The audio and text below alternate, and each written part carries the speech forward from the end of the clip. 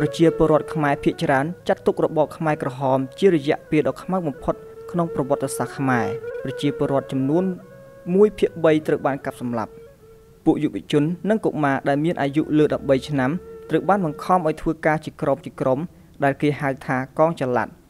ហើយពួកគេភាគច្រើនពុំមានជីវិតរស់រានមកវិញឡើយ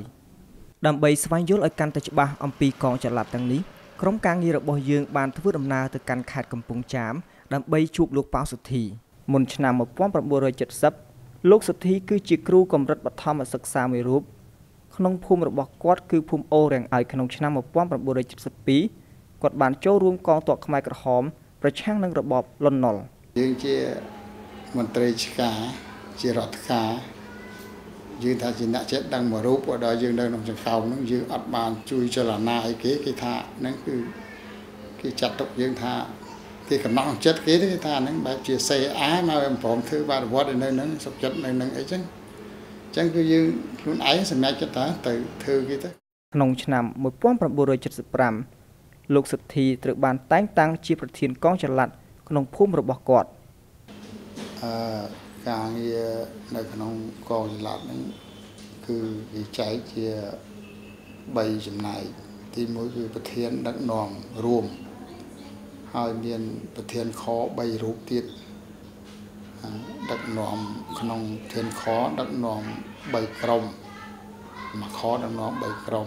ហើយក្នុងក្រុមមានប្រធានក្រុមដឹកនាំទៀតដូច្នេះគេចែកចេញដូចជានៅកងទ័ពកងចល័តទាំងអស់ត្រូវតែគោរពតាមបញ្ជារបស់អង្គការកិច្ចការរបស់កងចល័តរាប់បញ្ចូលទាំងការជីកប្រឡាយធរសាស្ត្រកសាងទំនប់ផ្លូវថ្នល់ការដាំដុះនិងការប្រមូលផលកសិផលជាដើមខំមកធ្វើពលកម្មវា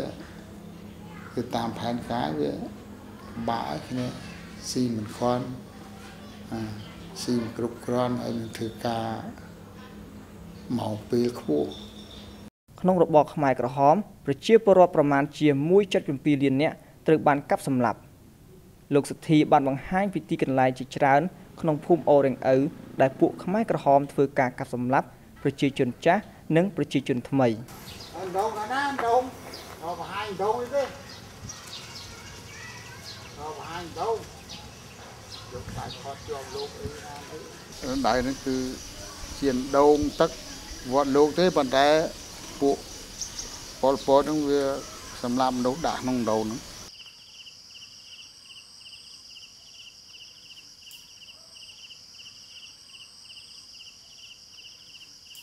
ដងជាដងទឹកសម្រាប់លោកដងឆាន់ដងអីហ្នឹងហើយដល់ក្រោយមកហ្នឹងគឺកន្លែងហ្នឹងគេអត់ឲ្យមានលោកទេព្រោះពលវាផ្ដាច់ការគឺអត់ឲ្យមានอะไรសាសនាអត់ឲ្យមានអីជាកន្លែងទុកដាក់ហើយជួយរកគ្រោះនៅតែពលវាយចោលដាក់ហ្នឹងទៅវាអត់មាននៅជីកដីកប់ណាដាក់ហ្នឹងនឹងដូរមិនស្រាប់ដោយត្រឡប់មកពីការដើរមើលទីកន្លែងកាប់សម្លាប់របស់ពួកខ្មែរក្រហមសុធីបាននិយាយថា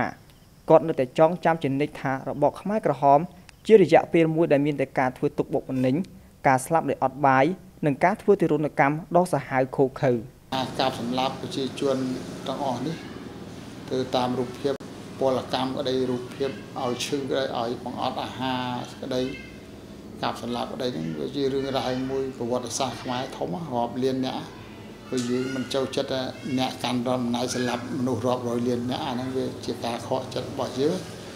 អាចចាត់ទុកថានៅក្នុងឯងល្អឲ្យហូបដប់ហូបអីវាគ្មានទេពួកគេគ្រប់គ្រងមនុស្សឲ្យធ្វើទៅមនុស្សឲ្យរស់ដើម្បីជាតិកសាងជាតិឬបើឯងសម្បត្តិសម្អាងសម្លាប់គ្នាអស់លីងយល់ថាខ្លួនល្អវាអត់មានត្រូវសោះតុលាការកាត់ទោសខ្មែរក្រហមដែលត្រូវបានគេរៀបចំឡើងកាលពីរដូវក្តៅឆ្នាំ2006និងធ្វើការកាត់ទោសមេដឹកនាំខ្មែរក្រហមដែលទទួលខុសត្រូវខ្ពស់បំផុតការកាត់ទោសជាលើកដំបូងនឹងត្រូវបានគេរំពឹងថានឹងចាប់ផ្ដើមនៅដើមឆ្នាំ2008ប៉ុន្តែសុធីមានជំនឿជឿជាក់តិចតួចថាការកាត់ទោសនឹងពិតជានាំមកនូវយុត្តិធម៌និងការបង្រួបបង្រួមជាតិថាបើអន្តរជាតិចូលមិនបានពាក់កណ្ដាលផងខ្ញុំនៅតែមានជំនឿថាដូចជាសាលាកាត់ក្តីនឹងសន្និដ្ឋាននោះឯងទេអត្តនោម័តថាដូចជារយុទ្ធធម៌មិនទាន់បានទេមើលទៅតែខ្ញុំគិតទៅ ក្នុងវ័យអាយុ60ឆ្នាំបច្ចុប្បន្នសុធីពេញចិត្តនឹងជីវិតដ៏មានសុខសន្តិភាពនៅក្នុងភូមិរបស់គាត់ហើយនឹងការងារជាអ្នកកត់ឆ្នោតរបស់គាត់នៅក្នុងស្រុកអូររាំងឪខេត្តកំពង់ចាមតែទោះជាយ៉ាងណាក៏ដោយគាត់នៅតែមានមន្ទិលហើយគាត់អន្ទះសារចង់ឃើញនៅលទ្ធផលរបស់សាលាក្តីខ្មែរក្រហមនាពេលខាងមុខ